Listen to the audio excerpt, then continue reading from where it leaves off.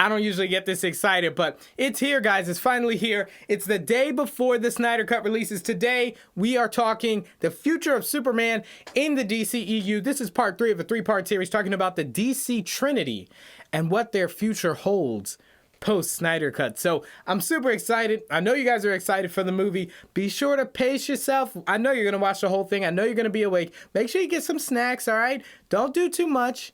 But let's get into this video. So before we do, hit the subscribe button, click the bell, and let's roll right into it. So everybody knows the whole controversy with J.J. Abrams signing a deal with Warner Brothers. Not J.J. Abrams. Yeah, it is J.J. And rebooting the DCEU, recasting his own Superman. So what I will say right off the bat is that that's likely a sure thing. But what is also likely a sure thing, and the reason why you shouldn't be too worried, is Henry Cavill has also signed a 4 or 5 picture deal with Warner Brothers as well, and they're going to be held to that as well. Plus you got the fanfare, plus you got Zack Snyder supporting his whole DCEU vision. So what I will say off the bat is don't worry about us seeing more Superman. We will see more Superman. But I want to point out something Zack Snyder said in an interview. So he was talking about the future of the DCEU in comparison to the MCU, right? And he was being asked, I think it was Jake Reviews or something like that, one of those YouTube channels. I'll put a link down below to the full interview. And he basically says, yeah, when I design this story and these characters, I do design them with an arc, which means it has an end, as opposed to the MCU, which basically goes on in perpetuity. They're always going to have more Marvel movies.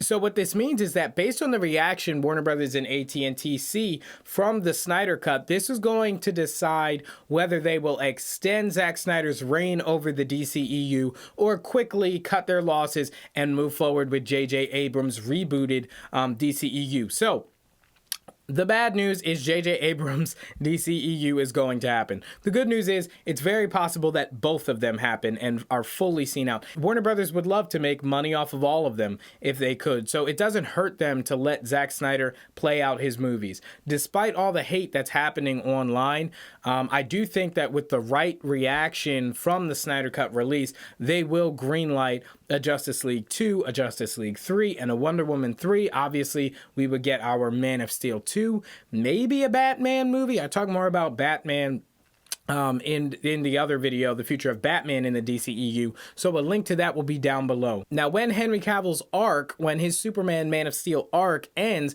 that's likely when we would see him retire, hang up the cape, and J.J. Abrams would begin to reboot his Superman. I think Warner Brothers has learned its lesson over the past 4 years that the fans will not let up. If they want something, they want it, and they're not going to change, even if you try and force feed them something else. So I think the best option for them is to just let Snyder's thing ride out. And if they don't like it, just let it die over time and then go with the J.J. Abrams thing. It's just more money in their pockets, and it extends their path several more years because you would be letting Snyder finish his vision. But that's in the real world. Let's talk about the character Superman and where he's going to end up by the end of Snyder Cut and moving forward. So from the Justice League, because it's already spoiled like the basic premise of the movie, we know that Superman ends in a much brighter place, just like Batman. Wonder Woman was kind of always in a bright place, even though she's a fierce warrior. But Superman ends up being in a place where he's coming into his full comic book character, where he's kind of the Man of Tomorrow, the bright blue Boy Scout type character, as where in Man of Steel and even in BVS, he was very conflicted. He did some dark stuff. I mean, killing Zod, he died, so there's that. There was a lot of conflict and internal struggle going on in his character, which is amazing. That's just how you do character development. If he came on the scene already perfect, not going through anything, there's no development to be had. It's just his personality facing difficulties, not even difficulties for him, but just persevering through them. But no, we've seen him struggle as a character.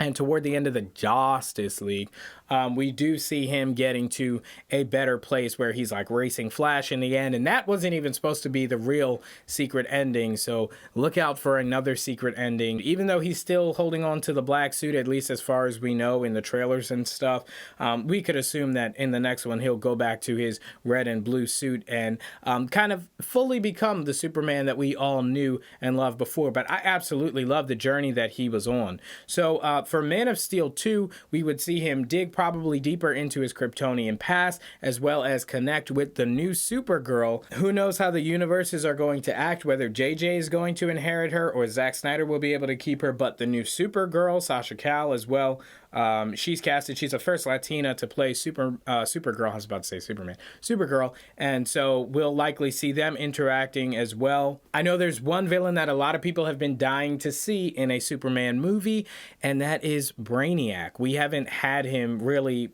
featured prominently in a big blockbuster Superman movie, and certainly after video games like the Injustice series, Brainiac has gotten even more clout, and with his prominence even in the Krypton series that came on Sci-Fi, it's canceled now, he was a major player there. So there's been this hype building up for Brainiac, so I would imagine that the Superman 2, the Man of Steel 2 villain is going to be Brainiac. That would be my guess. Lex Luthor is always going to be around. Unfortunately, I'm really getting tired of Lex Luthor. I don't know if it's just me. Anybody else feeling that? Jesse Eisenberg's Lex Luthor is tolerable. He brings a new, fresh kind of, certainly different from Kevin Spacey's Lex Luthor. But I think the character as a whole is just overused. Much like the Joker, they've got so many good villains. I don't see why they don't use more of them at all. Like in the movies, I think they just want to sell tickets, so they always go with the biggest villain every time, and there's always Lex Luthor and Zod for Superman. So hopefully they go with Brainiac for Man of Steel 2. I think Zack is certainly not afraid to take risks, especially with the clout that he now has and will have, presumably based on the success of the Snyder Cut. He will be able to probably go in any direction that he wants, and bring on any team that he wants, because he knows he has the fans behind him. And speaking of that, guys, this is it. This is the do or die moment, possibly more. This is more important than even getting the Snyder Cut greenlit. Everything that we've been fighting for the last 4 years, it is now coming to a head, and it is about the success and response. So look for heavy negative feedback and reaction online and stuff like that. You can keep it locked here. I'm going to give my honest opinion. But I will be honest, I am rooting for this movie unlike probably any movie that I've rooted for before. I want this to be a successful movie, but I can see my bias, and so I really do want to give it as honest a review and opinion as I can. And if you love it, guys, when it comes out, you have got to support it, or it'll die. So with that being said, that's my view on the future of the Man of Steel in the DCEU. This is part 3 of a 3-part series. You can see the Batman and Wonder Woman one. I'll put those like right here. So also keep it locked here, because we're covering Snyder Cut in so many different ways, reactions, all kinds of videos you could imagine. So we're probably going to be doing a lot more, us and our sister channel, the Lotta Quente Ledger. I'm so excited. It seems like the next time I see you guys, I'll have seen the Snyder Cut. Who knows? Who knows what might break between now and then? Thanks so much for watching. I'll see you in the next one. Peace.